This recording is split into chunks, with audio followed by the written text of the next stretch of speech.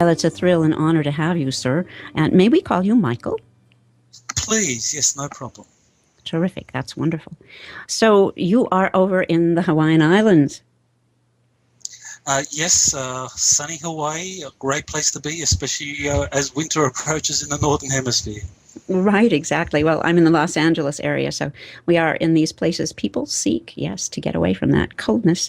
Um, you have an amazing history, an amazing bio that I just read, and since your scope is just so amazingly vast, I've actually put some questions together here, and I think we're just going to sort of do it like a question and answer, if that's okay with you. You can expand, I'm expound. happy to do it. Fantastic. I'm happy to do it that way. Excellent, excellent. I think, it's kind of easier on the listeners and it's certainly easier on yours truly. So let's start with, help us, Nazi Germany and the Extraterrestrial Consortium and Hans Kammler. Oh, well, that's a huge question, Carol. I mean, that really is part of our history that has not been revealed to the world, really, in terms of exactly what it was that was happening in Nazi Germany during the war and immediately after the war, with its collapse and with things such as Operation Paperclip and people like Hans Kammler suddenly disappearing.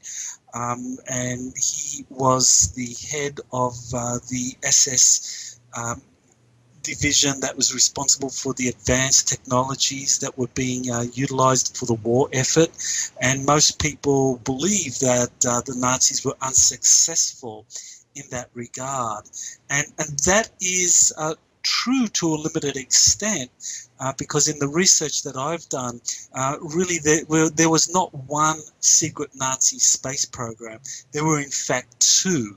And this is really vital for the readers to kind of appreciate, or the listeners to appreciate, that at the same time as you had the Nazi SS, Himmler, Kammler developing their super weapons that they wanted to use in the war, and they were using all kinds of advanced technologies that were gained from ancient texts, ancient civilizations on the Earth, and even extraterrestrials, that at the same time as all that was happening, you actually had German secret societies such as the Vril, the Thule Society, and the Black Sun Society.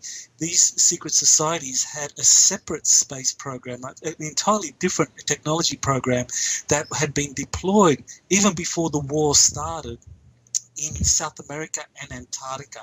And so we actually have two programs with two different sets of technologies. One was kind of ultimately unsuccessful, but the other one was wildly successful. Yes, and fortunately for us, it was not more successful. You touched on something, the Vril. This is a big fascination, and it's hard to substantiate any kind of hard knowledge. In fact, trying to track that back, we simply came upon a Bulwer-Lytton reference and from 1918, which certainly precedes the Second World War. Can you expound on the Vril? These were psychic women, correct? Well, the Vril Society were a group of psychics that was formed in the 1919-1920 era. Maria Orsich was the primary German psychic involved with that.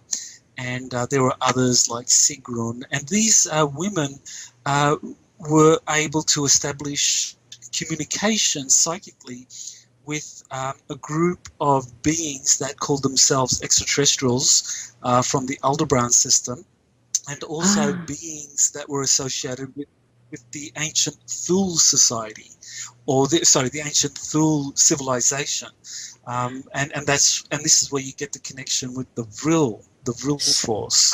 So the Thrill was Lytton wrote about. Yes, yes. And so the Thule was an actual civilization, not just an organization. Is that right? Well, that's right. The ancient, yes, the Thule was both. The Thule Society was established after the First World War in Germany, and that society was basically dedicated to re-establishing connections or learning as much as possible about this ancient Teutonic civilization called Hyperborea. And its capital was called Ultima Thule. And so that's where you actually have the origins of the Thule Society. So this society basically were German occultists who believed that through psychic means you could establish a reconnection with this ancient civilization, and they regarded with great reverence the work of Edward Bulwer Lytton, who wrote in 1871 the book called Vril, the Coming Race. And in there he talked about an ancient subterranean civilization with incredible psychic gifts and abilities and technologies, and that basically the Thule Society, this German esoteric group, believed that this was actually based on real events, or that this was a kind of fiction based on fact, what Bulwer Lytton had written about. And so the Thule Society were very intent on basically finding everything they could about the ancient Hyperborean civilization. And so that's where psychics like Maria Orsic and the other female mediums kind of came in. They were very important for the German Thule Society. Oh, that's fascinating. And there, are, of course, have been some popular culture references to that. In fact, even I believe there was a Star Trek episode dealing with Ultima Thule, I think is how they pronounced it. But that's a very interesting connection, the ancient alien aspects and what we consider psychic mediumship, which there's not a hard and fast connection, actually. As I've pursued it, we think of psychic mediums and spiritualism for the most part.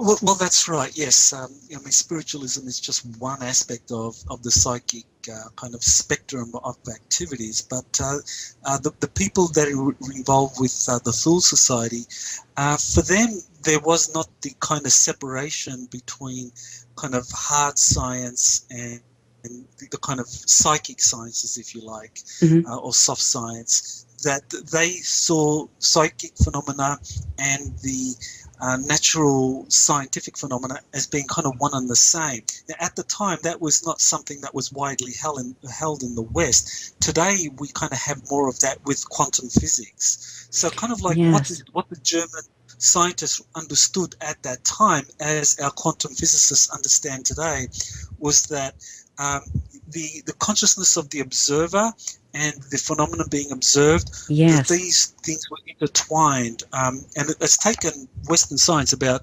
taken decades for them to kind of realize that. The German scientists understood it very well at the beginning. That's so interesting. I wonder what happened with that big cutout chunk, why our evolution was sort of mired in something. I suppose you could call it, mired in the hard politics of reality, and the powers that be or the powers that would be, et cetera, et cetera. It just wasn't convenient.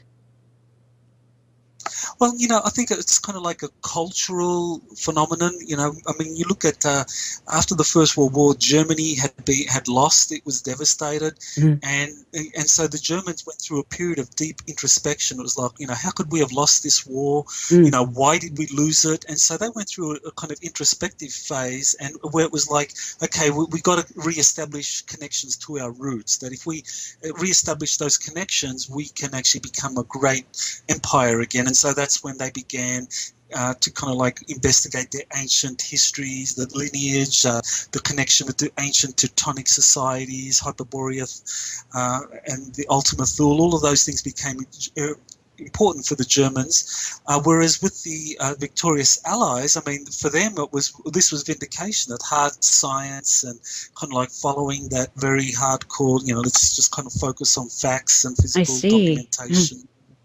That was successful for them, so they didn't think it was necessary to deviate from that. Right. No need for that kind of introspection. Interesting. And then, of course, I once again, I'm back to the Aldebaran and the extraterrestrial connection for the Nazis. Any clues as to who the progenitor of that was, the first exponent? Hyperborea. Yes. Who was the first exponent of that one? I think there's something. I'm sorry. I was just going to say, can you clear up, because I have some confusion about this, and some of our listeners could also have, the Hyperborea Aldebaran connection? Yes, if any. Sure. Okay.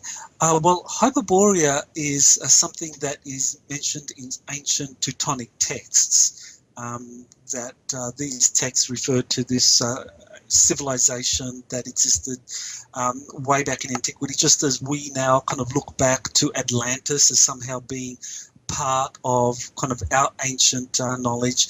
For the Mm-hmm. Germans, the Teutonic text referred to this place called Hyperborea, an ancient northern civilization that was very powerful and very old, predating Atlantis. Mm. So that was important for them. What was interesting is that the kind of Aldebaran connection Mm-hmm. that Maria Orsic Ah. was kind of known for was that she was psychically communicating with these beings that said that they were from Aldebaran, and that the philosophy of the Aldebarans was kind of very similar to the kind of Teutonic philosophies of a kind of master race that had achieved great developments and was able to develop really incredible technologies. That Orsic made this connection to the Aldebarans, and so there was this kind of correspondence between what she was being told psychically by the Aldebarans with what the ancient Teutonic text had spoken about in terms of the Hyperboreans. And so there is some connection between the two, and certainly that was something that Orsic was exploring, as well as, of course, the Thule Society, who really made Hyperborea the focus of all their activities. Interesting. And was there ever any information that she received as to um, how that transpired? Did they land here? Did they? What was the provenance of that? Well, the communication she received from the Aldebarans was basically she was psychometrically basically wrote down the detailed instructions for building a anti-gravity spacecraft. First, it Oh, began with the engine, and then it became more elaborate as the time went on. And this was all designed to kind of like get the Viril Society and the Thule Society to build a spacecraft that could transport them to Aldebaran, and this became the kind of oh. sine qua non of the Vril Society. That from the very beginning, their focus was on building this spacecraft that they were given information from. So it's very similar to the scenario described in the movie Contact with Jodie Foster. Interesting. Right, Uh, right. there's a lot of parallels there. And the thing is that this is what the German secret societies began doing in the early 1920s. So this was more than a decade before Hitler came to power. They were already working on craft using the information that they had received from the Aldebarans, and also the information that they were able to receive through various expeditions to Tibet, Peru, Egypt, and other places of the world where a lot of this ancient knowledge was preserved in scrolls, or even maintained that there were some technologies that were still in existence. And so, yeah, the German secret societies were very prominent in doing that, and this is where a lot of their advances can be dated to in that period in the 1920s when the Thule Society was sponsoring a lot of these expeditions. And we were all madly dancing the Charleston over here in this country. What a contrast!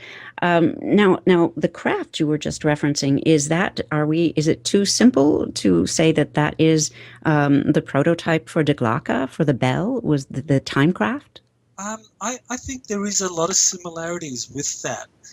That the first communications that Osich received from the Aldebarans was building the engine or the propulsion system Mm-hmm. for what really was a space-time device. You know, Ah. we think in terms of a rocket that would take us from here to wherever we want to go in space. Mm-hmm. Whereas what they received was this device or the engine that would basically be used to be able to transport them through space-time to Aldebaran.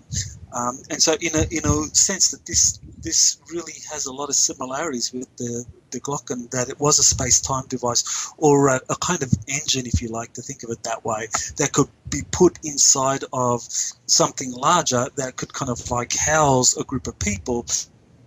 When that engine is activated, it could transport that, the bigger craft with all the people inside to any location in space-time that you want. So these were the instructions that Osich was receiving from the Aldebarans, and that she actually was putting together with the help of the Thule Society and the various scientists that were associated with them. That's fascinating. I'm trying to picture the circumstances. Was she sitting at a desk? Was she in a group, in a circle of chairs? Do you have any of the actual physical aspects of where she was located as she received this information? That I don't know. I know she was in Bavaria, in Munich in particular. And Munich was a kind of hub for German occultists. That's where the Thule Society was formed and the Vril Society was formed. And the Thule Society, these were very powerful German kind of industrialists. These were the elite. And historically, the Thule Society is important because it was the Thule Society that actually sponsored the creation of the German Workers' Party, which was basically the beginning of the Nazi Party. And Adolf Hitler was chosen by prominent people in the Thule Society to be the leader. And he was the figurehead. So Hitler was only ever a puppet of the Thule Society and the German elites. But of course, in our history, we get it 180%. We get turned around, that we think of Hitler as this totalitarian tyrant that had absolute control over Nazi Germany. That is only partly true. The German occultists, the Thule Society and the other secret society groups actually used Hitler for their own purposes. This is hard to reconcile. So the occultists were on board for his absolute hateful attitudes and ideas and philosophies? I'm sorry, but I can't see it any other way.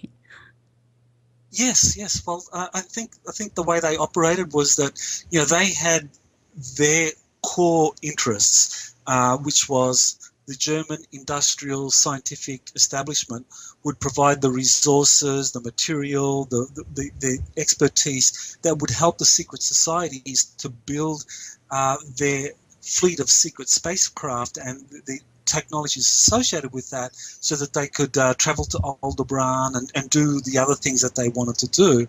And in exchange for that, Hitler would be allowed to basically, in his own way, implement some of the ideals of the Thule Society, which was based on the notion of a kind of super race that could use advanced technologies to basically attain mastership of the planet.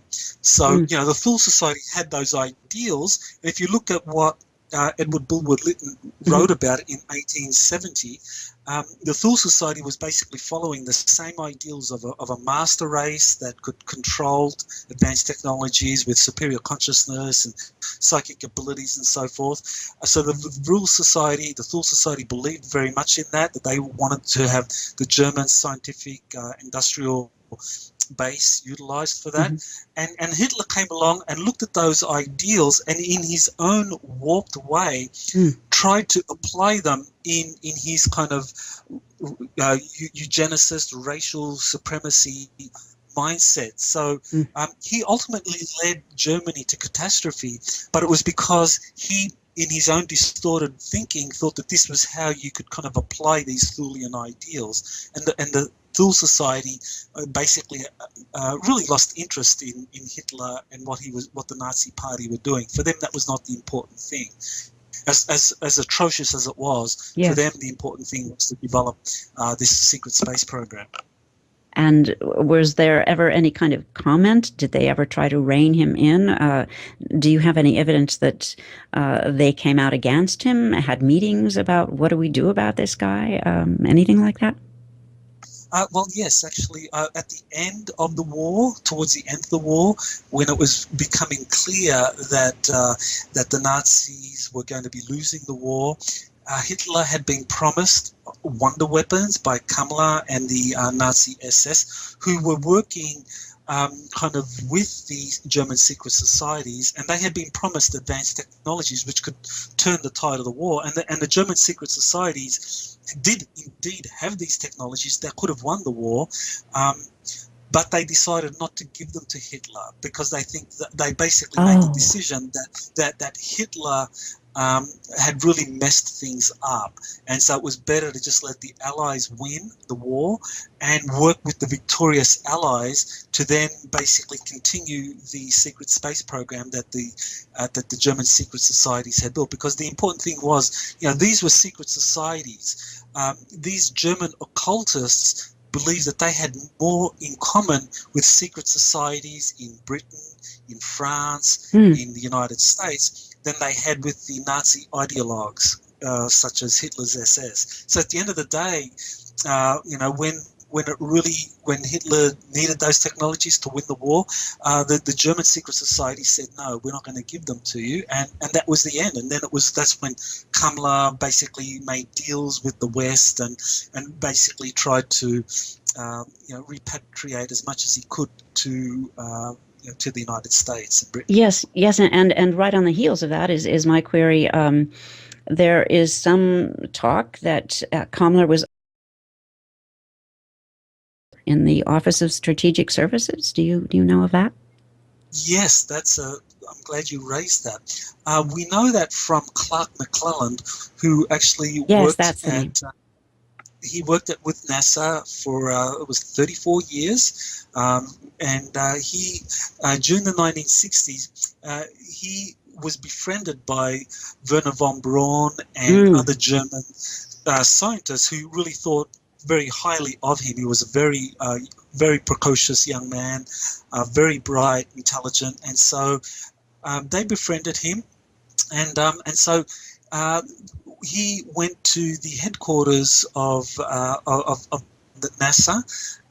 That was the director of one of the NASA's divisions was Kurt Debus, Debus, and so that's what McClellan went to the office of Debus to receive some kind of gold autograph from golden writing of signature of Werner von Braun and Debus and so forth. And so he says that while he was in the office of Debus, he met two senior German-looking Nazi SS-looking officials, and later on he identified that one of them was in fact Hans Kammler, and so there you actually have a veteran of NASA confirming that Hans Kammler actually did communicate at a very high level with that Graham, and actually was in close cooperation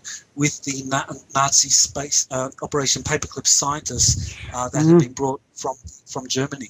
Right, I was about to say we're leading to Operation Paperclip here. That was really extensive, and that's absolutely substantiated. Well, Operation Paperclip, yes, exactly. I mean, that's historically documented.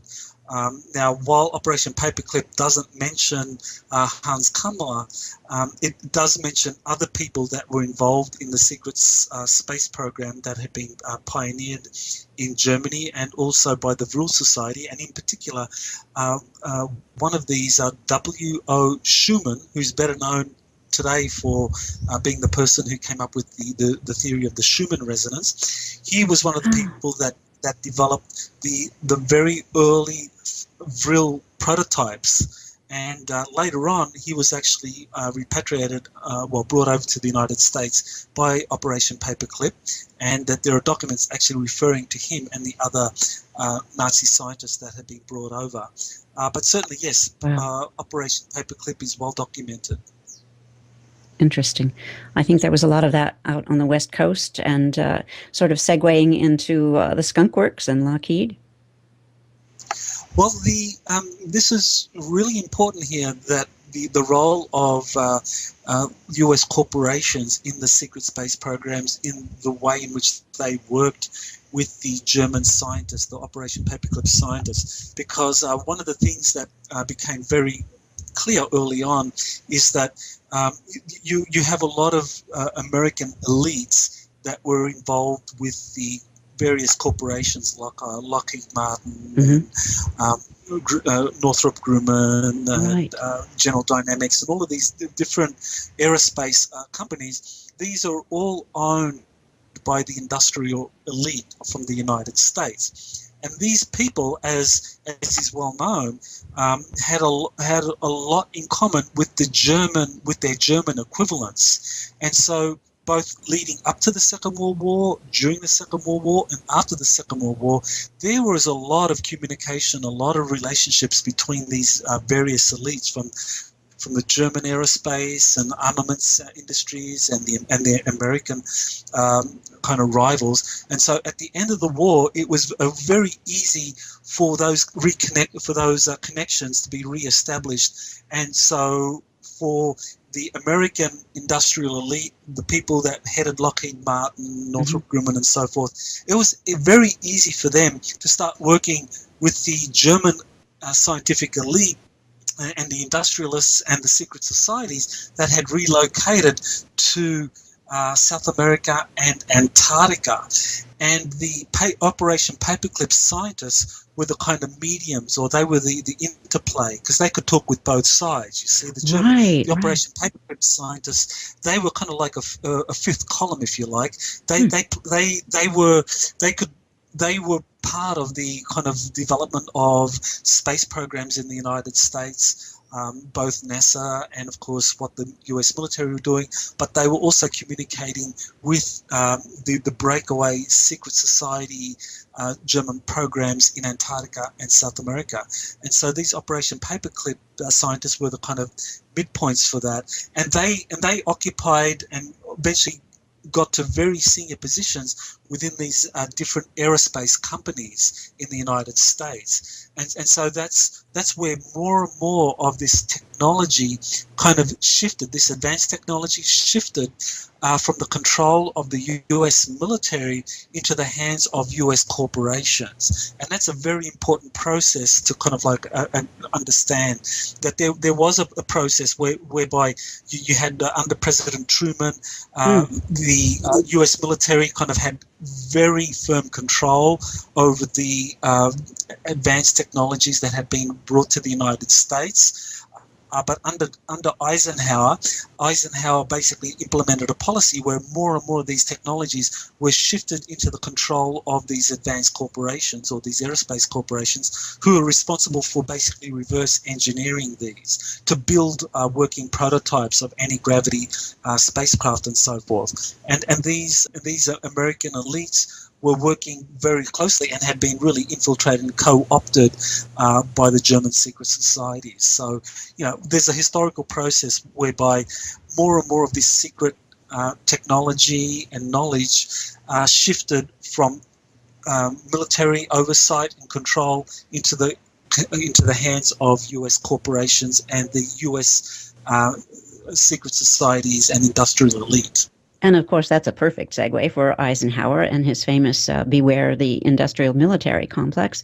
What do you think? What's your personal opinion about the rumors? I don't know how substantiated they are, about Dwight David Eisenhower's meeting with the tall whites, the race. Well, yes, I mean, there's a lot of whistleblower testimony and some powerful circumstantial evidence as well that Eisenhower had a number of meetings with different extraterrestrial civilizations, and that of course you also had the Nazis, Operation Paperclip, and the presence in Antarctica.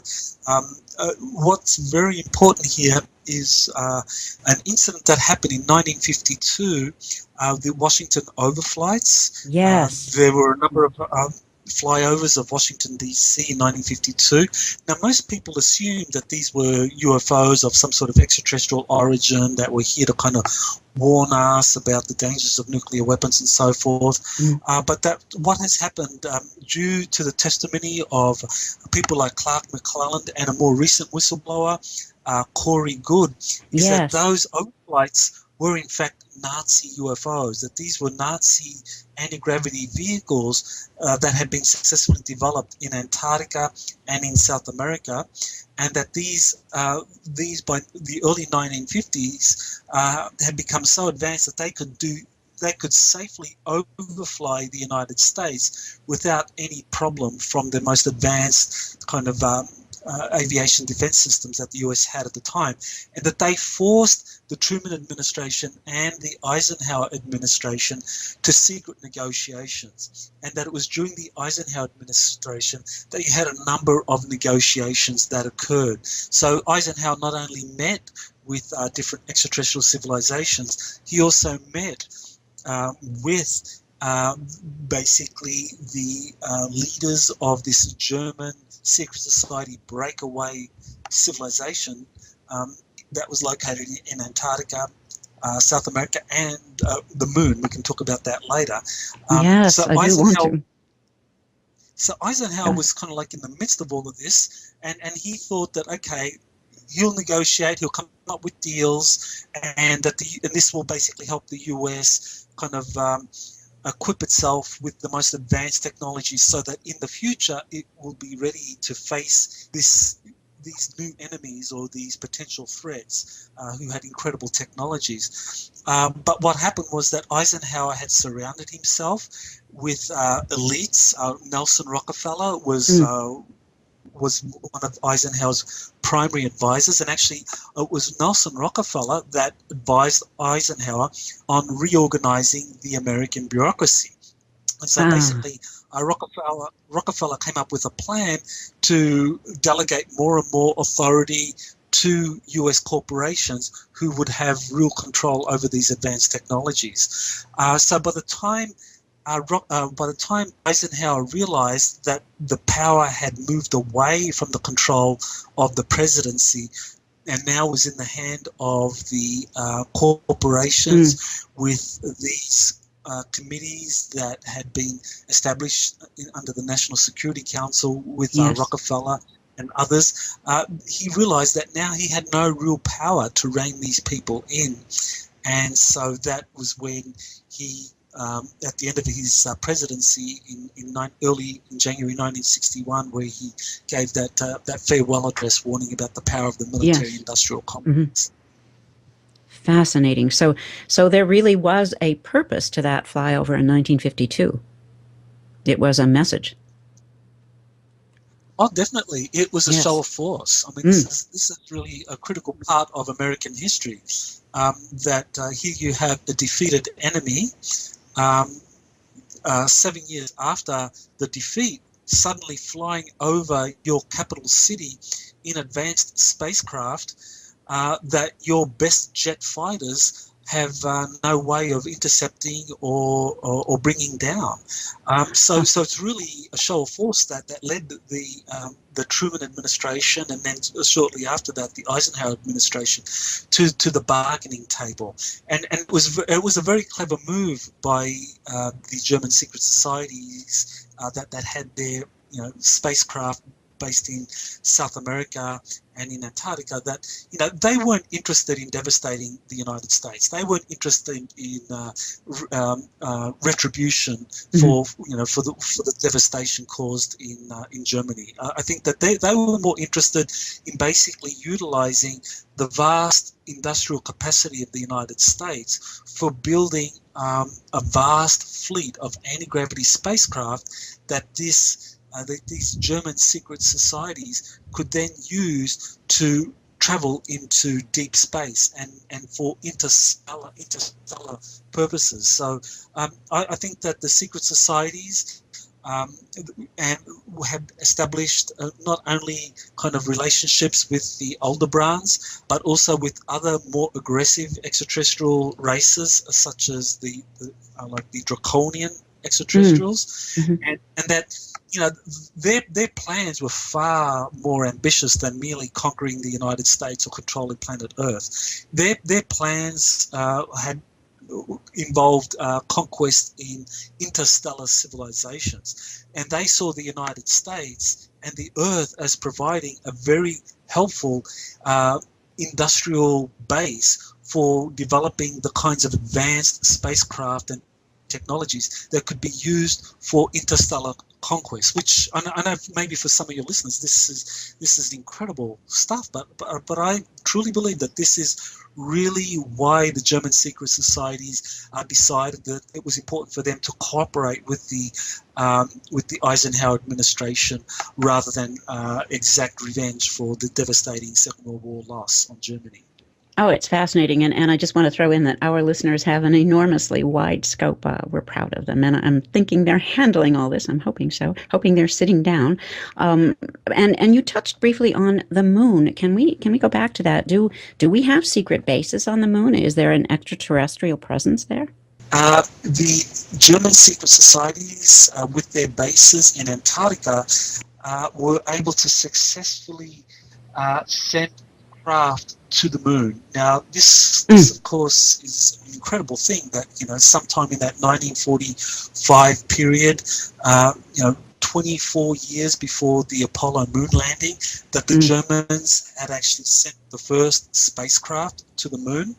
But that, in fact, is what the sources that I've been working with have revealed, that they were successful in doing that. In the book Insiders Reveal Secret Space Programs, I discuss the various sources that revealed this. But essentially, the Germans, secret societies, established a presence on the moon in the 1940s, and they found that they had to establish an agreement with one of the extraterrestrial civilizations that were already on the moon, that the moon, rather than being a kind of a vacant planetoid circling the Earth, is in fact crowded with different extraterrestrial bases on its far side. So the far side. I was about to interrupt and say, why can't we see them? But there we go. That's the answer. Yeah, exactly, because the far side of the moon gives an ideal position for monitoring the Earth, because from the far side of the moon, you can see the Earth very easily. And of course, we can't see them because, they're in the sun's shadow when they're facing us, but they can see us. And so the far side of the moon gives an optimal way in which extraterrestrial civilizations can establish a presence near the Earth, monitor the Earth, all the year round, except when the far side is on the opposite side of the Earth. And so when the German secret societies went there with their space program, they found that in order to establish their own base there, they had to establish a treaty with one or more of the extraterrestrial civilizations that were already there. But because they had already previously established connections with the draconian extraterrestrials, so they established a treaty with the draconians, who said, okay, you can establish a base over here in this area. And when the German secret societies went to that area, they were able to establish a base, and they were able to find or build over an older base. Like the moon is just filled with these ancient bases. Some of them are still in use. Many of them are kind of like not in use any longer, long gone. So the Germans found one of these old bases that had been disused a long time ago, and they basically rebuilt it, built over it, and established their own base. They rehabbed it. I'm just fascinated by that concept. That's amazing. Exactly, yes. They rehabbed it, and they did the same thing in Antarctica. In Antarctica, they established underground bases in 3 locations with the help of this ancient Earth civilization. People call it the Agartha network, but basically the German secret societies had help there as well. So as far as the moon base is concerned, so the Germans built that moon base, and then in the 50s, after the Germans had negotiated a treaty with the United States, then eventually they turned that moon base over to the United States, and in particular to the US Navy, because it was the Navy that was at the forefront of developing the secret space program in the United States. Yes, that's I'm sorry, just to interrupt here. That's very interesting because, in a sense, to a civilian such as I, that's kind of counterintuitive. One would think, well, it's got to be the Air Force; they're the space guys, but it was the Navy. Of course, yes, because the Navy are the babies. I'm sorry, the Air Ah, Force are the babies oh, I of the see. Right, U.S. right, right. military service. Yes, yes, The Navy goes back shortly after the formation of the American Republic, right. and they see themselves as the kind of guarantors or the protectors of the U.S. The Jaguar XE hasn't just redefined the sports saloon. With lightweight aluminium architecture and advanced driving dynamics, it's redefined performance. And from only £289 a month plus VAT on business contract hire, it's redefining your expectations. Didn't expect that, did you? Jaguar XE from £289 a month. Redefine your expectations at your local Jaguar retailer. Initial rental £1,737 plus VAT. 36-month Jaguar contract hire. VAT at 20%. Offer ends 31st of March. 10,000 miles per annum. Mileage and return conditions apply. Visit jaguar.co.uk for more details. And so the Navy have been very, very clever. These are the smartest people you can imagine because they have been at the forefront of the secret space program while making the American public believe that as far as space is concerned, it's all about the US Air Force. But the Air Force has only ever been a junior partner in this. It was the Navy that set up the very first US space program. It was called Solar Warden. So basically the Navy was at the forefront of the American space program, and it's very easy to understand why. Because the Navy, not only does the Navy have the experience or the kind of that ancient lineage going back to the formation of the American Republic, Right. but the Navy have extensive experience in building hybrid systems. In other words, the Navy has aircraft carriers where they have Yes. these big flat-top carriers that can basically sail the oceans. So there's a certain degree of technology you need to build these big craft that can sail the oceans, and also have aircraft that can use these carriers to launch into the atmosphere or into the air. Right, So a the win Navy combo, has right. Exactly. So the Navy has that expertise, and they always had it. So when it came to building fleets of spacecraft where you could have like large ships, anti-gravity ships that could go off into space along with smaller spacecraft, then it would be the Navy that would be the logical military service that could do that. And it would be aerospace corporations at Northrop Grumman who have the expertise and the knowledge in terms of, because Northrop Grumman build the Navy's aircraft carriers, so it would be the black projects within Northrop Grumman which would have the responsibility for building the big space carriers that the US Navy had built under Solar Warden. What a plan. That's just astonishing. And this is something, I referenced the counterintuitive quality here. But yes, and so since the Air Force was the newbies and the Navy had the history of both the aircraft carriers and the building of these structures which were on water, but I suppose it's not too far a stretch to say something that can function on water could perhaps function in space. That's interesting.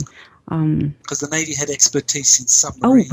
right. I did forget those. Because, the kind of technologies you need to build large submarines that could go under the oceans, into the oceans and spend extended periods of time, that a lot of those same principles would be used to build kind of cigar-shaped space carriers that could go into space. You have the same things. And the Germans followed the same program because it was the German Navy that was kind of like very prominent in the development of the secret space program, or the secret space, cigar-shaped spacecraft that the Germans had built, the kind of Andromeda-class ships that the German secret societies had built. It was the German Navy that was responsible for the same kind of principles and technologies or ideas used in building submarines that could sail the seven seas could be successfully applied to building space carriers that could travel into space and also have within them kind of smaller spacecraft that could then fly out and operate like aircraft on an aircraft carrier. Right, using that template. Oh, that's fascinating. That's, yeah. And breathtaking. It seems to make so much sense.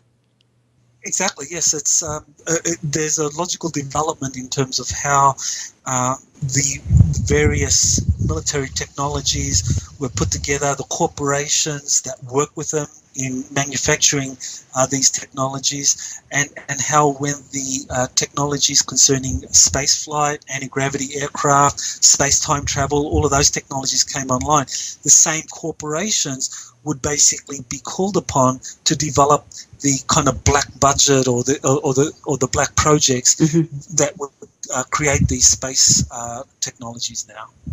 Right, and Hollywood, of course, and science fiction films have had a blast with the Black Project. Independence Day is one that comes to mind, et cetera, et cetera. It's really an incredible thing when you think about how little the American public really knows. Well, that's a kind of interesting question there. Just how much does the American public know? Because on the one hand, yes, there's very little publicly in terms of documents revealing any of this information. But in terms of what has been put out as, what is kind of loosely referred to as soft disclosure, there are a lot of shows, you mentioned kind of Independence Day, but there are a lot of other kind of shows, for example, Stargate, SG-1. Yes, when you look I'm a fan. When you look at that series, it really is fiction based on fact. That a lot of the elements that are described in Stargate SG-1 actually are based on the secret space programs that existed. And you also have other shows such as Star Trek, of course, Star Wars. More recently, you have some popular movies like Jupiter Ascending. All of these shows are kind of hide the truth in plain sight, because this is one of the important principles here. That the people that were responsible for the secrecy understood that the best way to hide a secret is to hide it in plain sight. So you put out a movie.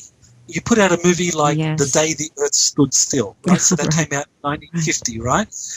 And so you put out that movie, and then someone comes out and says, well, I actually know that the US that we were visited by extraterrestrials and that they kind of did tell us to do this or do that. Then that person can be discredited and say, oh, you watched The Day the Earth Stood Still. You're just ripping off that idea. So in putting out the truth through Hollywood, you achieve two really important objectives. One is you're able to basically inform the public without letting them know officially that they know the truth is out there. So you kind of like you're preparing the public unconsciously or subconsciously for this information in case it were ever to be released. That it wouldn't provoke kind of widespread societal collapse, because people have been secretly prepared through Hollywood, and at the same time, you are allowing a means for discrediting anyone revealing the truth, because ultimately people that are trying to hide the truth, whatever agency can say, oh, you watch too much Stargate, or you watch too much Star Trek, or you believe Independence Day literally, and so this is a really great way to keep it secret. And it's just Hollywood greasing the wheels of the great obfuscation machine. Then, essentially. Exactly, yes, because the same industrial elite that were responsible for the building of the secret space programs and the advanced technologies that were used in these secret space programs, the same industrial elite are the ones that finance Hollywood. These are the ones that own Hollywood. So ultimately, what you have is Hollywood really kind of following the kind of dictates from the kind of corporate interests that own the stocks for the various major movie companies, and they will only do movies based on scripts that are approved by these corporations or their shareholders and so forth. So you have an ideal way in which Hollywood could basically be acting as a means by which the secret space programs and the industrial elite and the corporations that are involved in providing all the technologies and hiding the truth from the American public, that these same corporations can basically dictate to Hollywood what movies they should be released for the purpose of basically deceiving the American public. And one of the things that needs to be mentioned here as well is that psychological warfare has been from the very beginning a major part in which the secret space programs and the whole UFO issue has been managed. Yes, and then i.e. propaganda, i.e. Hollywood. Exactly, yes. Hollywood is and we know that during the Second World War, Hollywood was really part of the propaganda machine of the war department. After the war, Hollywood became the propaganda machine of the corporations, the industrial elite, working with covert branches of the U.S. military that were involved in these secret space programs. I want to thank you because you personally have opened my eyes. I was pretty much a naysayer. I know personally so many screenwriters and actors and directors that when somebody, from outside of that milieu would approach me with, well, Hollywood's trying to do this or that regarding extraterrestrial things and disclosure, I would say, well, no, that couldn't possibly be. But I must say thank you very much because you have really forced me now to take another look at that. I think it's a very important thing to kind of acknowledge because people talk to me about some of the information I've released, and they're very skeptical. And it's like, well, how do we persuade others that this is real? And I always encourage them. Well, the easiest way to kind of get someone to open their mind to this is to watch a movie or a series like Stargate, and this kind of opens the mind to these possibilities. And then when you provide the documentation and the whistleblower testimonies, people subconsciously have already been prepared because they've watched Stargate or Independence Day or Star Trek or these kind of Hollywood series or blockbusters, and that kind of has prepared them for the truth when they're ready for it.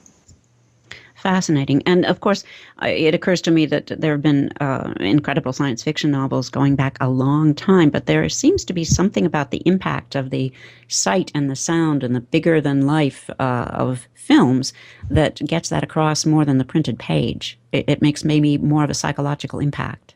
I think it does. I think people are very busy. I mean, this is part of, especially today, the information age. People really don't have time to kind of wade through stacks and stacks of documentation and whistleblower testimony to find what's really going on.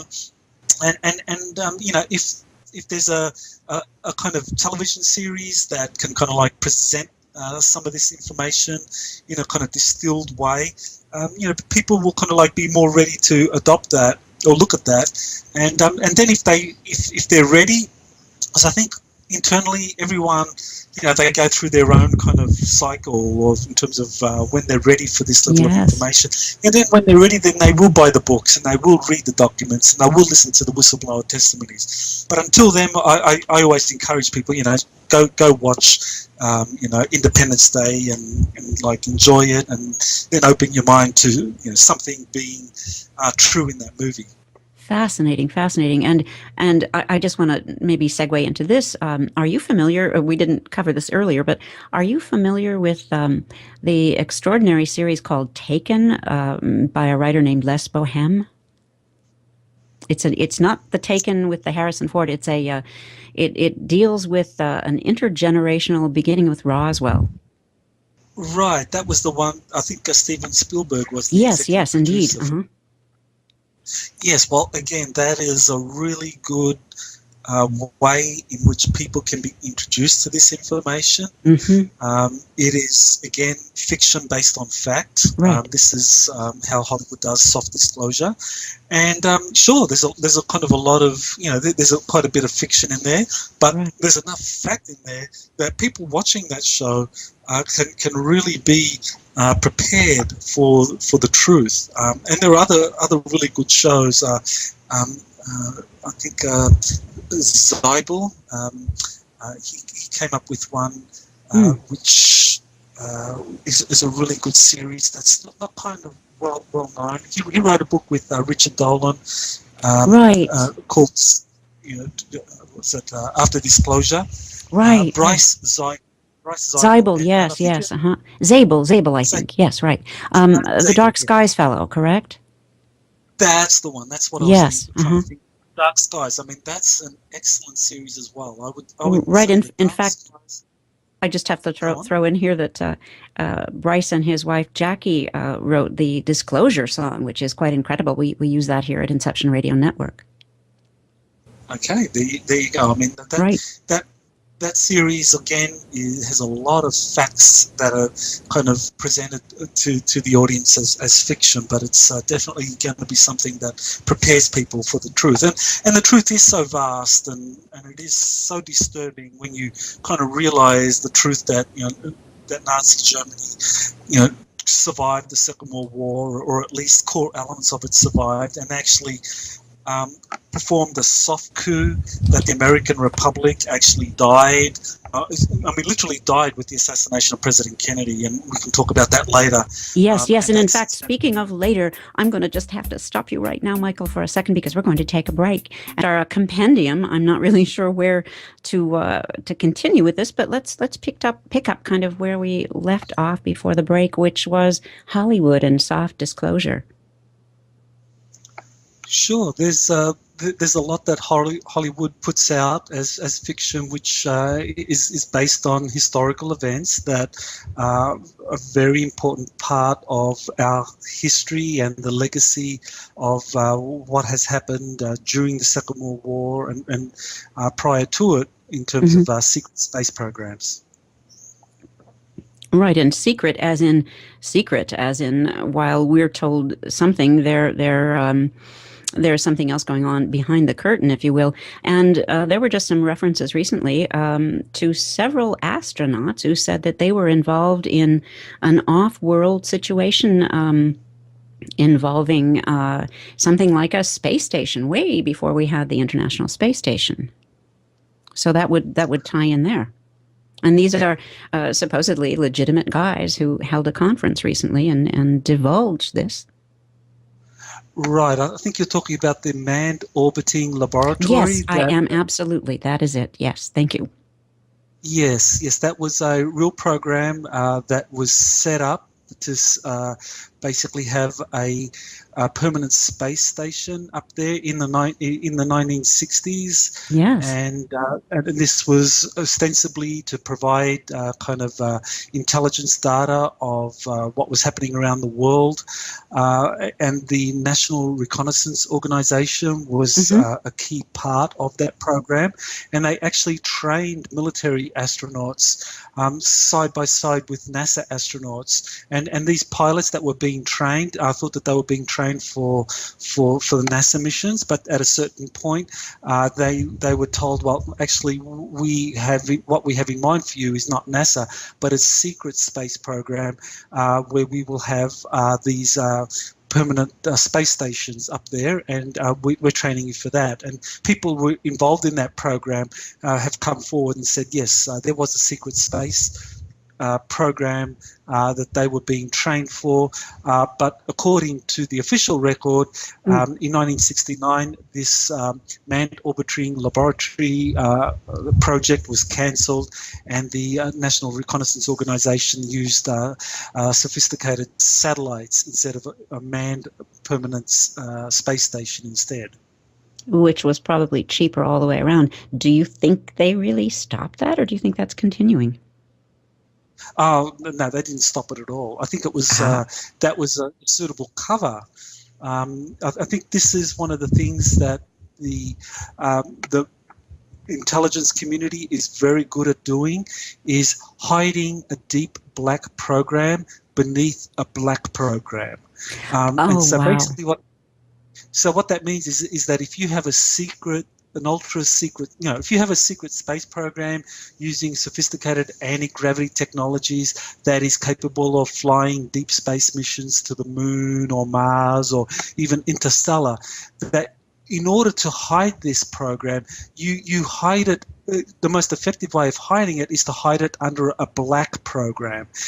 So a black program would be something like the Manned Orbiting Laboratory program that was established by the NRO in the 1960s, and ostensibly that was to put these kind of Gemini capsules into space and have them up there as permanently manned laboratories that would conduct basically surveillance of the Soviet Union and other parts of the planet. And so that was the black program. But that black program was not the most advanced program at all, but it was a suitable cover for a deep black program that was not known to these astronauts that were being trained for the black program. So those same astronauts that were being trained and sworn to secrecy and told not to tell their colleagues who were being trained for the NASA civilian space program, those Air Force pilots and Navy pilots that were trained for the secret space program, that was the Manned Orbiting Laboratory, they themselves were not told about an even more secretive space program where pilots were being trained for that more secretive program. So you can see how it operates. Oh, that is so clever. A more secret program. Exactly. Layers within layers. Fascinating. That's the way in which it works. It's layers within layers, and it doesn't stop there.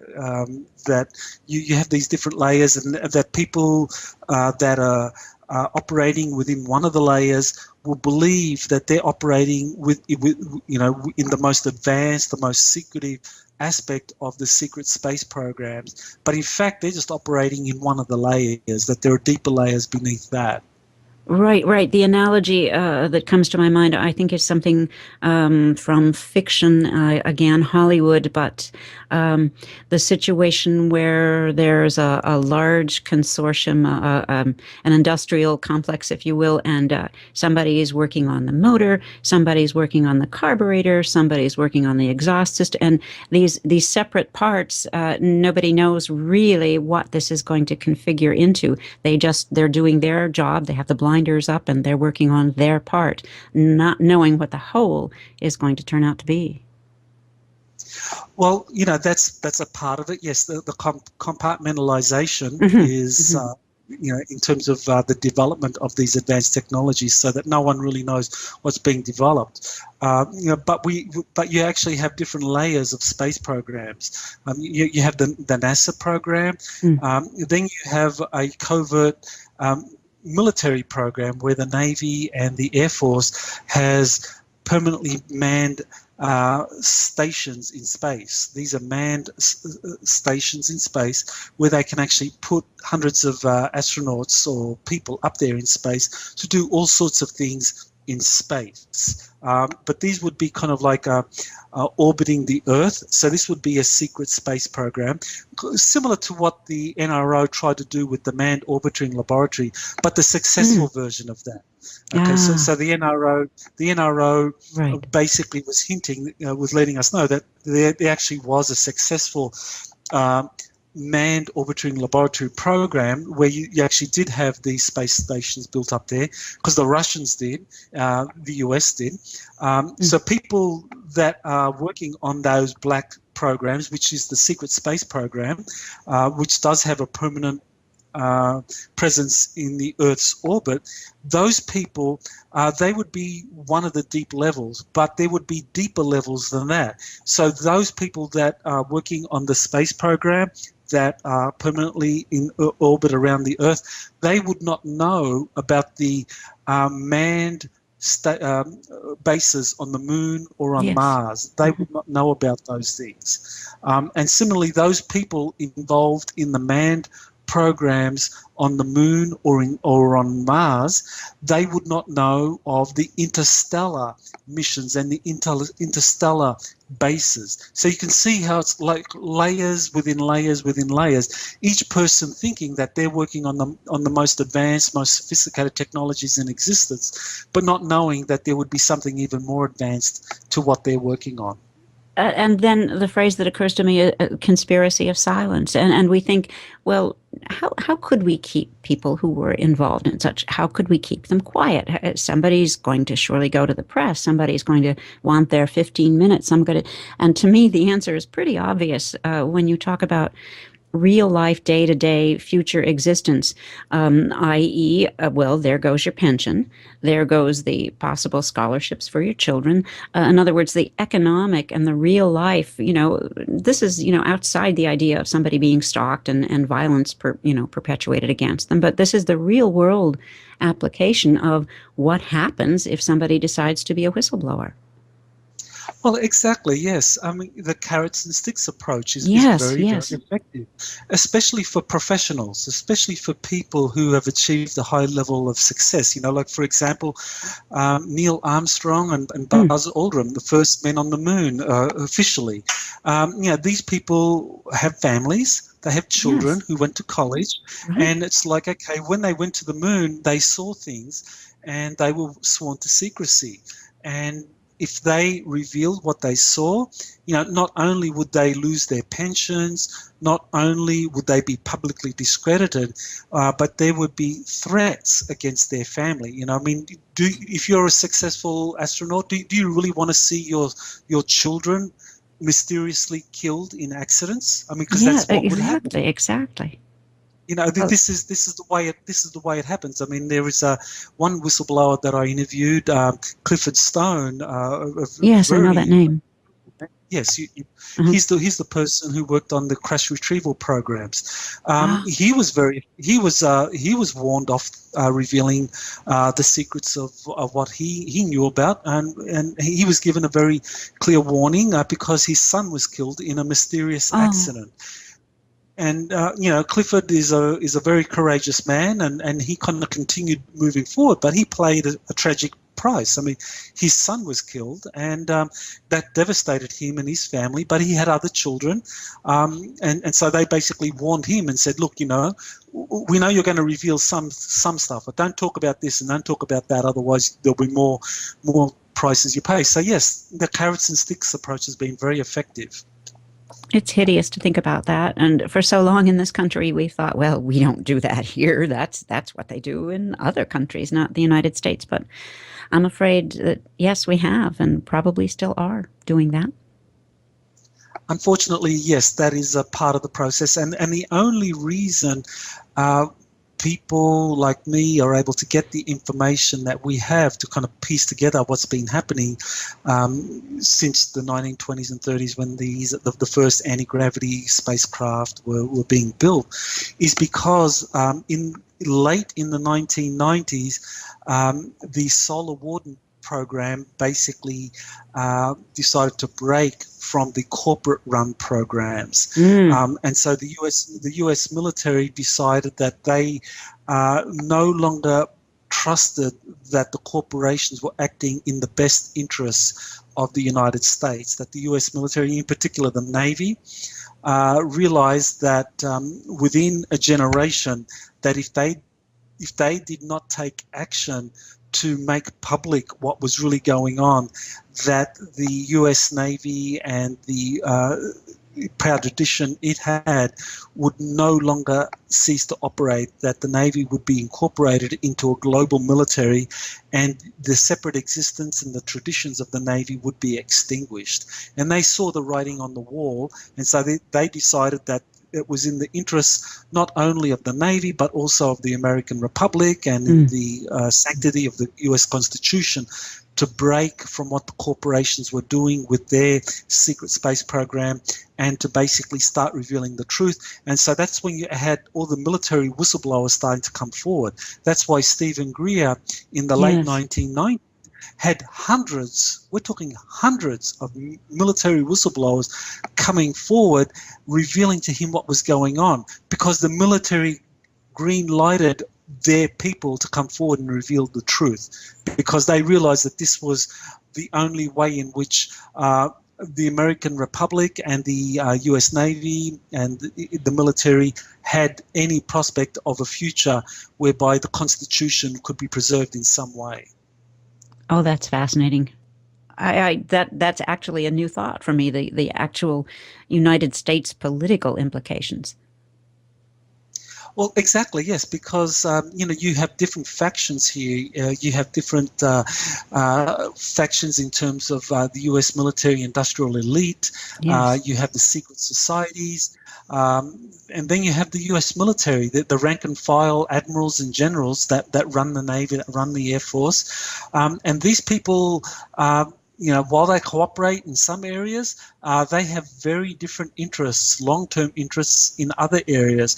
And then in the late 1990s, the US military made a decisive break.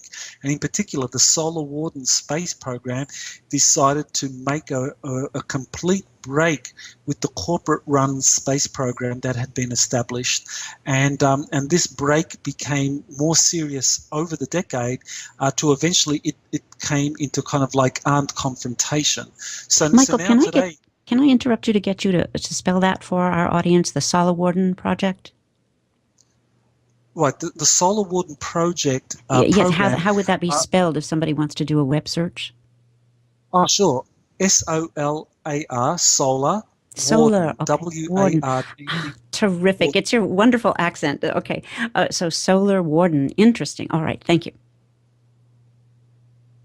Right, and as the name suggests, yes. The people involved in that program believe themselves to be the kind of protectors of the solar system. So yes. they kind of like, they intercept and interdict any incoming spacecraft, any extraterrestrial civilization that comes into our solar system, and basically checks in on them and says, who are you? Why are you here? What are your plans, and so forth?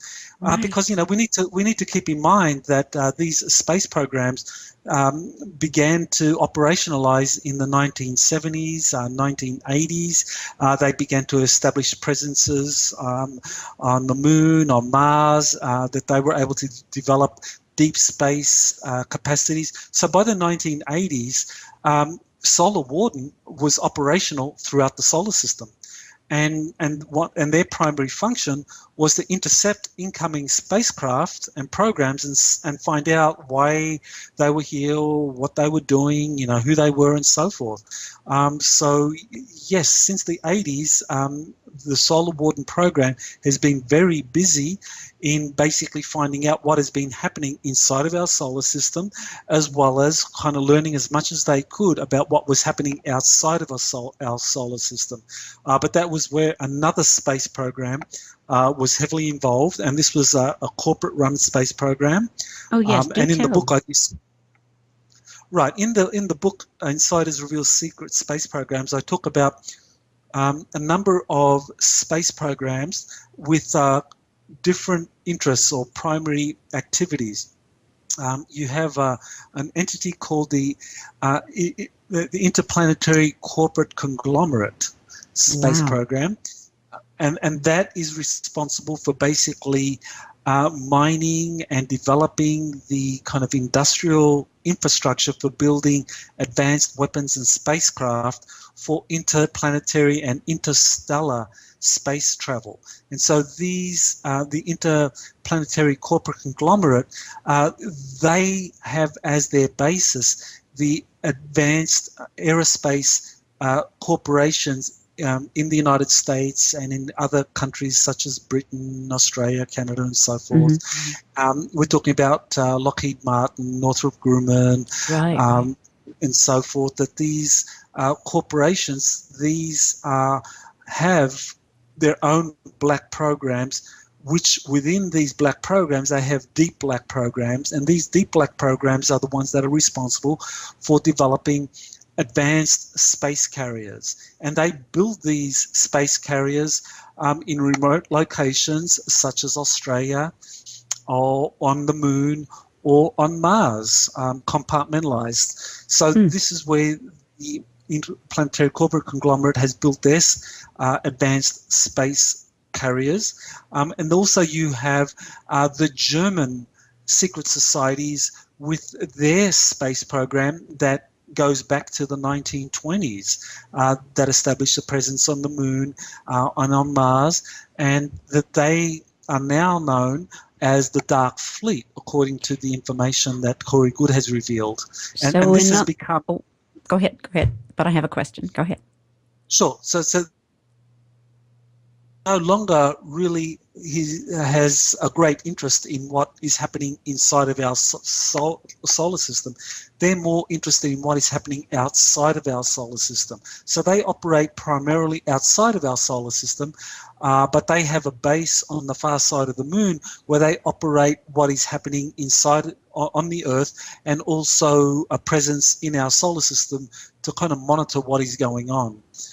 So those are some of the space programs that have kind of like different fields of interest where they kind of can monitor one another. But the important thing is that the Solar Warden program kind of broke from these other programs sometime in the 1990s and basically decided to go its own way and try to reveal to the American public the truth of what's been happening. And that's where Stephen Greer got a lot of his whistleblowers coming forward. Yes, right. Now you touched on something, or at least in my mind you touched on something. I want to say these words, and this is I have just zero expertise in this field, in this particular topic, the Black Knight satellite.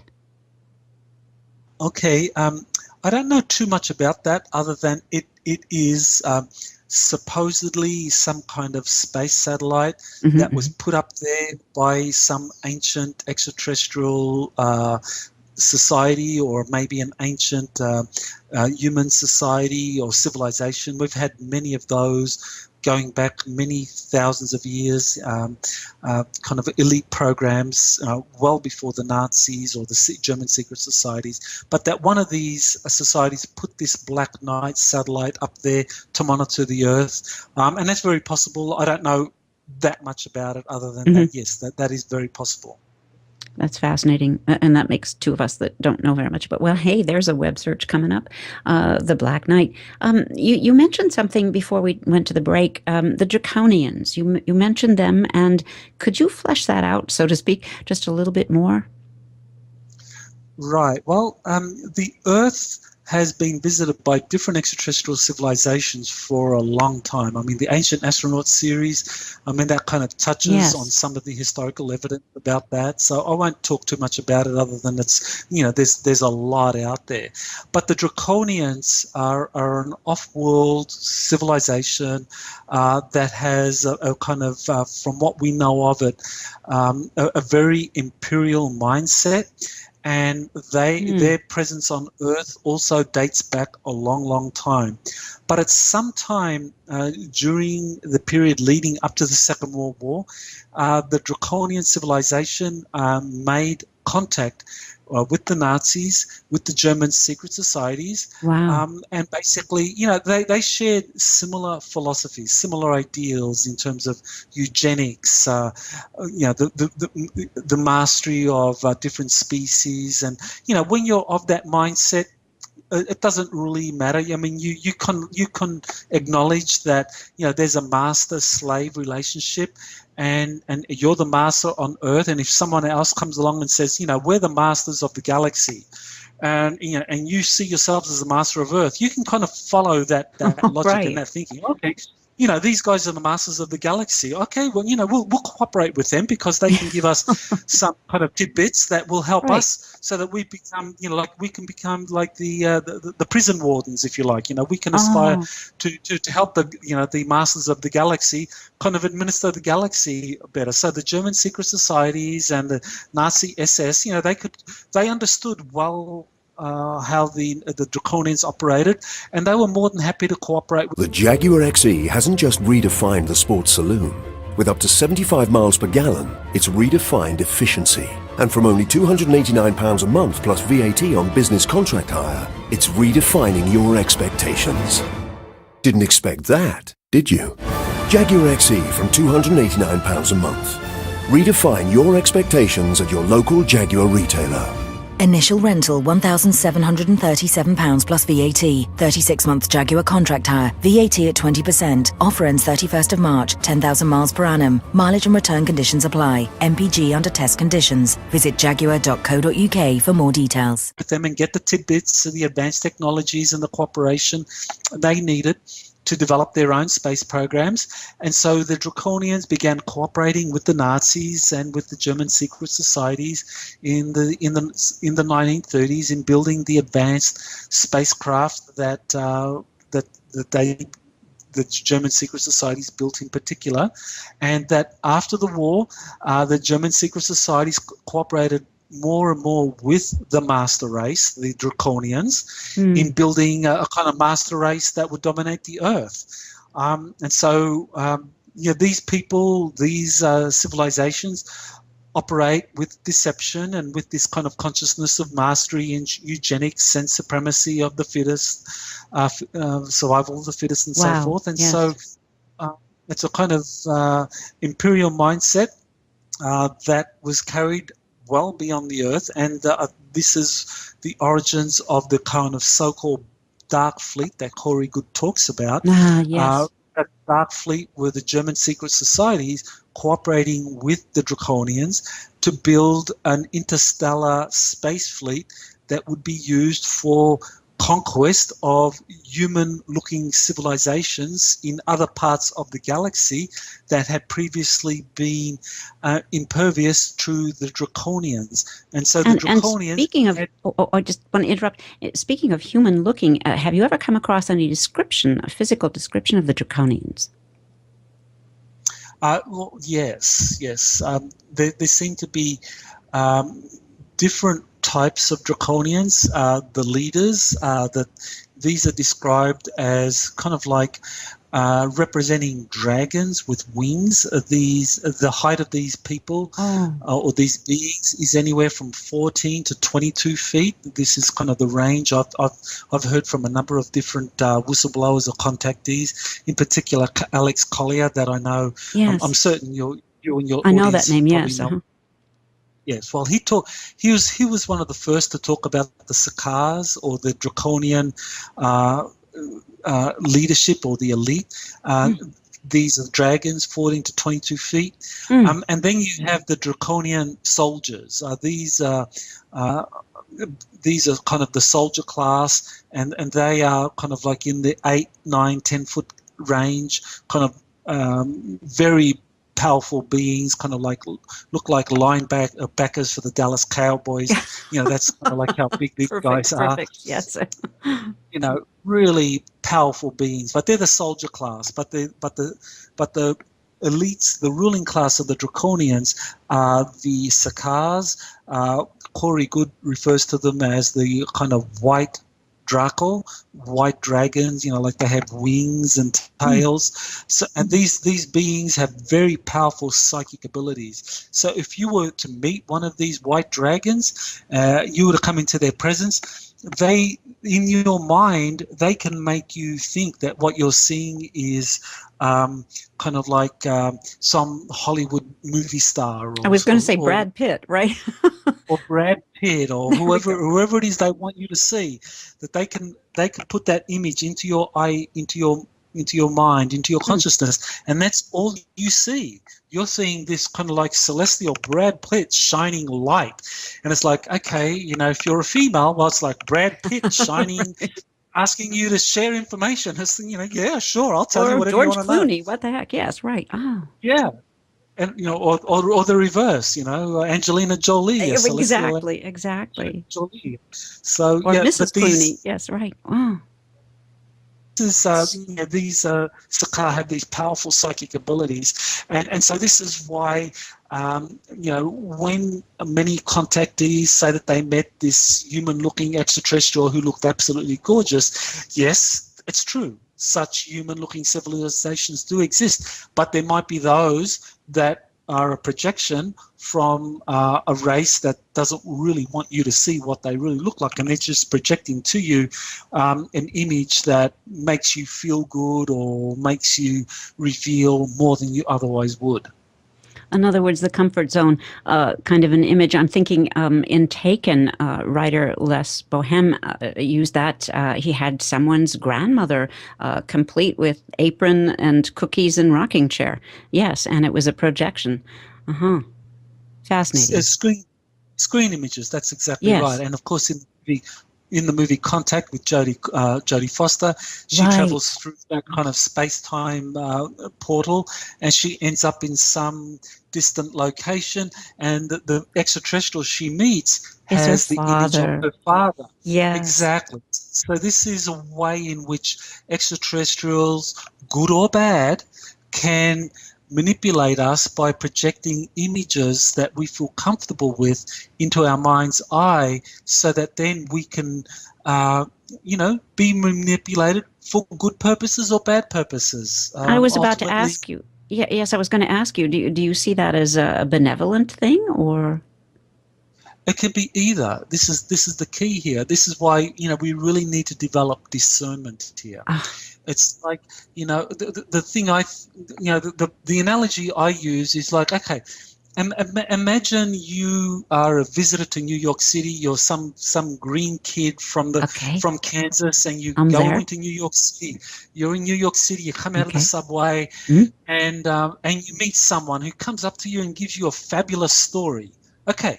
Is this person really going to help you, or is this person going to kind of, steal everything you have? You have to exercise this. Yeah.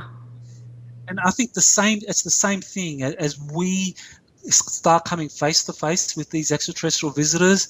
Some of them are incredibly fabulous, benevolent beings that will help us incredibly to evolve, and others are very manipulative and they will steal everything from us or use us or in whatever way that they deem. So you have to really develop discernment in terms of doing this. And this is something happens all the time. I mean, that housemaid in the Philippines who answers an ad for being a domestic servant in the United Arab Emirates, paying fabulous money that can support her and her family for decades. When she answers that ad, she might go there and it might be exactly what it says. She might end up working for these really wonderful, rich people in the United Arab Emirates, or she can end up there and she's a sex slave.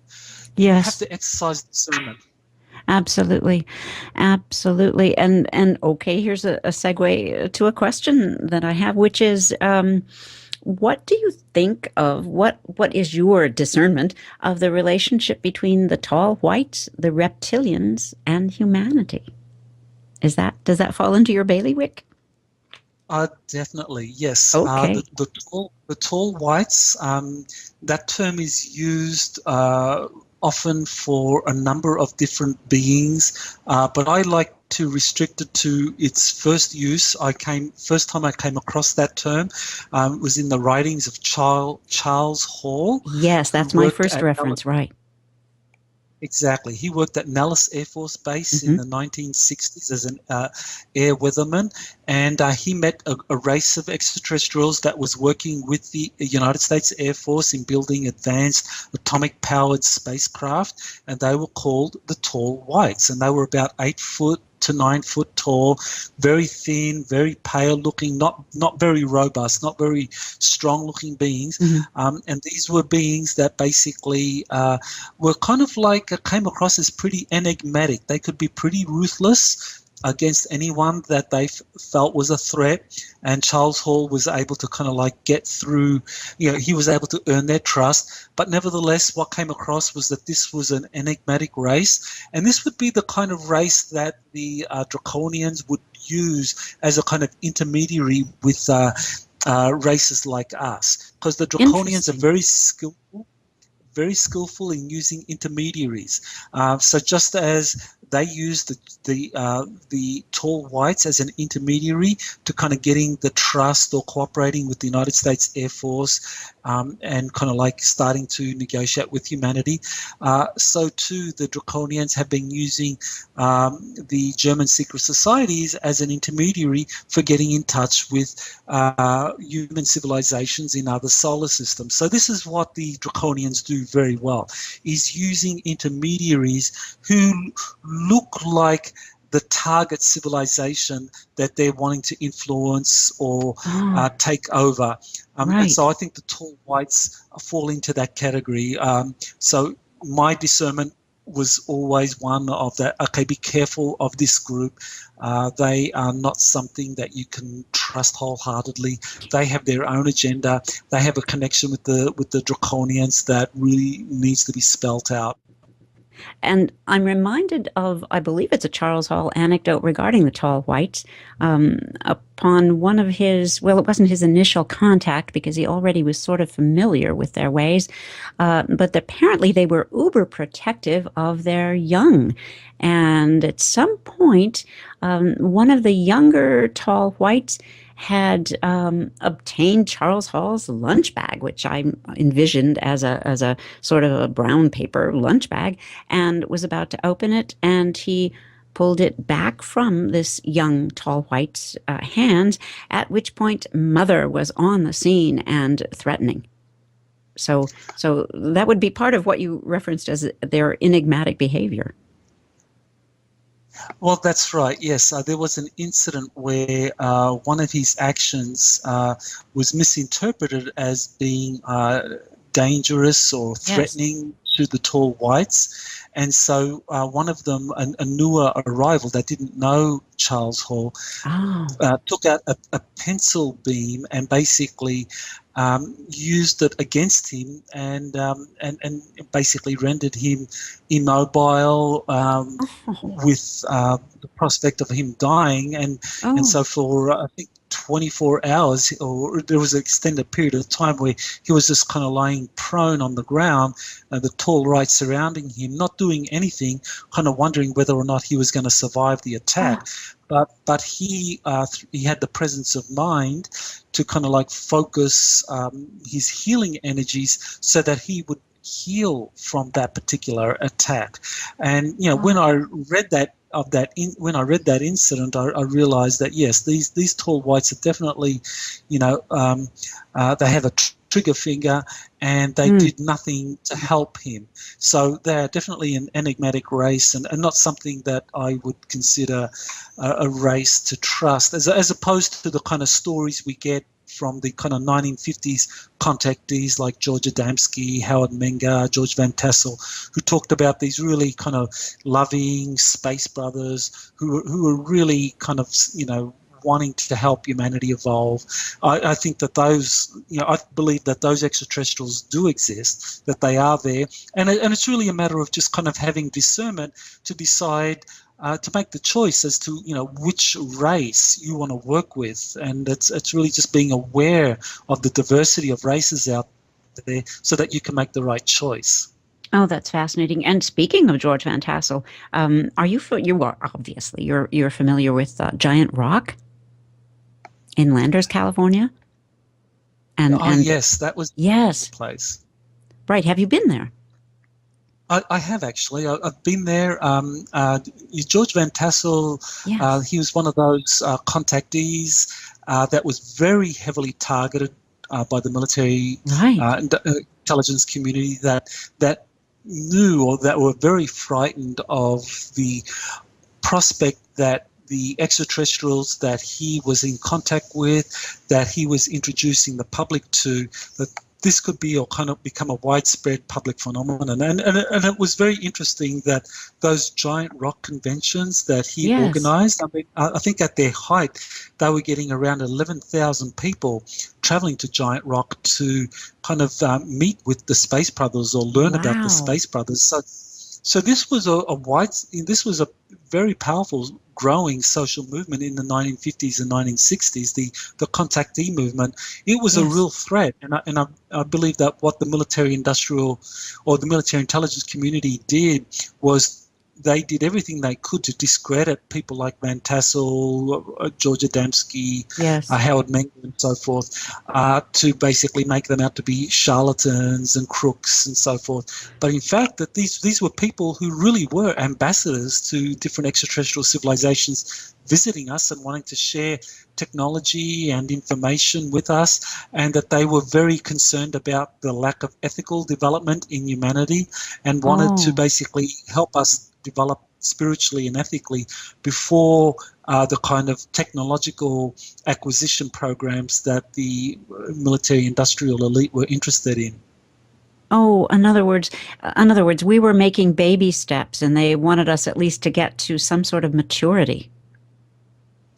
Well, that's exactly right, yes. They realized that the advanced technologies that we were getting our hands on, that these were being kind of developed by the military industrial elite, and that these were being developed in ways which in the long term was not in the interests of humanity.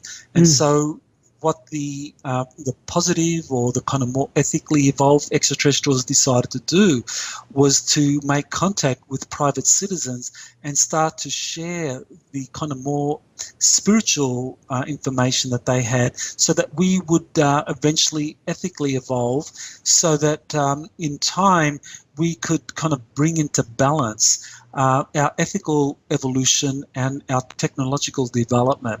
And I think that this is something that now the military intelligence community have come around to accepting as being wise advice. And now we have, for the first time, a cooperation between more evolved ethical extraterrestrial civilizations with the military intelligence community who are working on the secret space programs, especially the Solar Warden program. So now for the first time, ethics and technology are coming together as far as the Solar Warden secret space program is concerned. As far as the other space programs are concerned, they have gone far ahead in terms of a kind of unethical development of advanced technologies. And that brings me to this kind of random question that's floating through my random brain. What do you think in terms of this meme that floats through the internet space, if you will, that we have been kind of told and given a message that we are banned from the universe, that we can't really get off planet because of our ways, our human ways?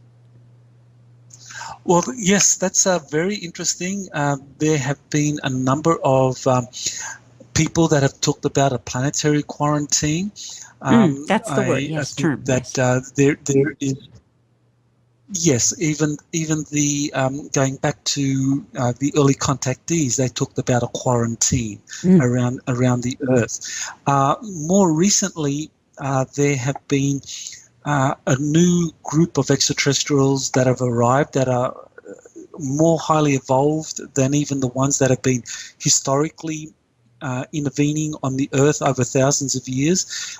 This new group of extraterrestrial visitors, their consciousness is in the 6th to 9th density realm. This is this is the information Corey Good has been revealing, which is consistent with the information that had been earlier revealed by the Ra in the Ra material, the Law of One material.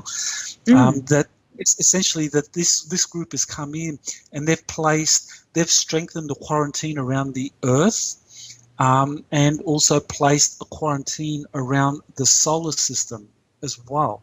Now, with the quarantine around the Earth, that has always been porous, which is why these secret space programs were able to kind of penetrate the quarantine during the Nazi era and during the 80s and 90s. That this quarantine was very porous, but that what's happened more recently according to Corey Good's information, is that the quarantine around the Earth has been strengthened, and that now the Solar Warden program has control over that they regulate who comes in and who comes out.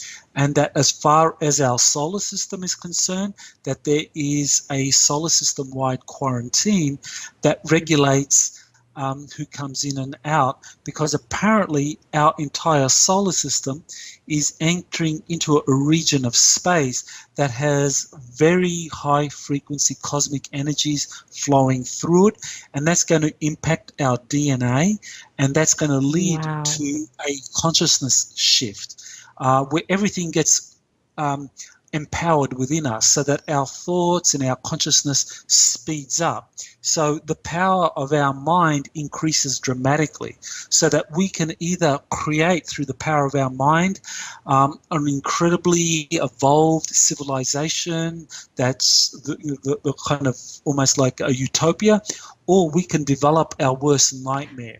That this region of space gives us the capacity to do either, and that and that extraterrestrials that have been intervening and interacting with humanity are kind of caught up in all of this with us, so that it's not just a matter of whether or not we on Earth are going to develop a utopian society, through these increased energies that our conscious minds are going to be manifesting, but also in our solar system, that this is going to spread out to involve all of the different groups and the bases and the space programs that are operating inside of our solar system.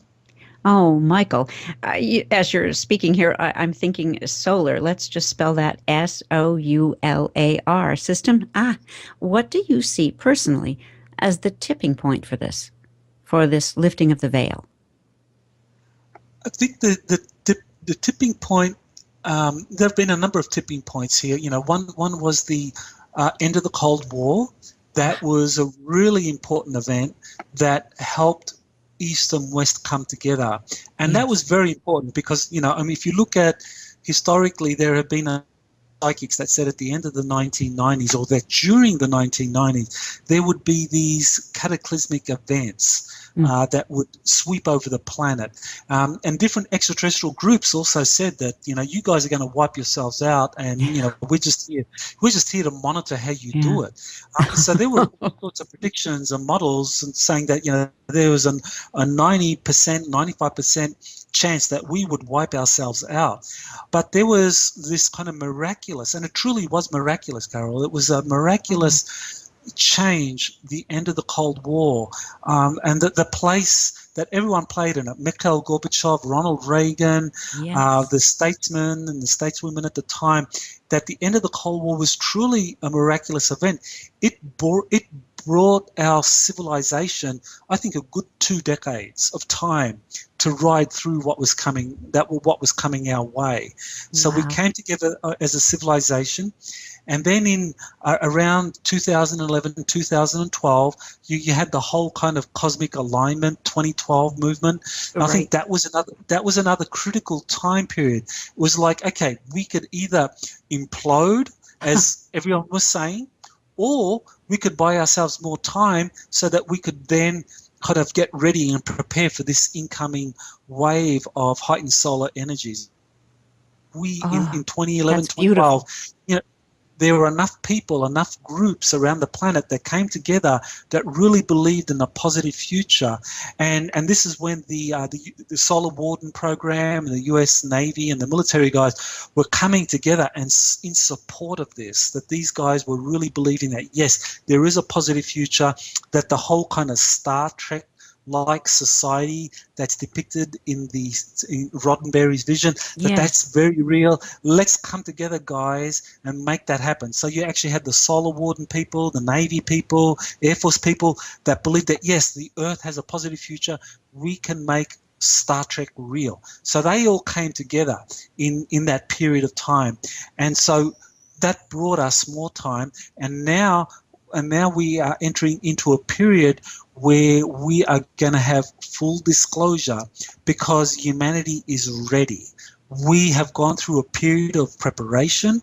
The information is there. The document dumps are all ready. We have WikiLeaks, we have Edward Snowden, the NSA files. Everything is in place for massive document dumps. Hollywood has been doing its thing through soft disclosure. The Solar Warden program has been doing its thing in cleaning up the planet of all of these kind of negative groups and so forth.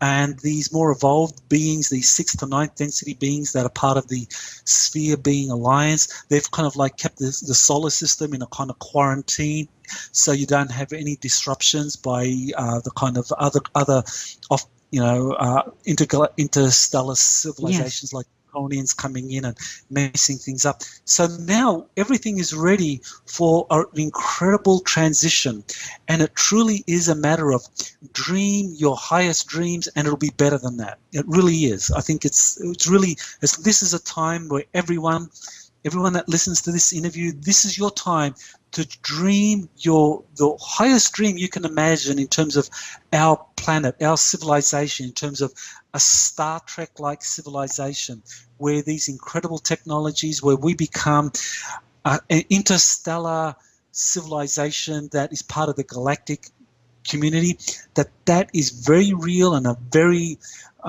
real possibility that we can manifest, and we have helped to do it. And in fact, we have it. The Solar Warden program exists. The United Nations does have a secret space program with interstellar bases. These exist.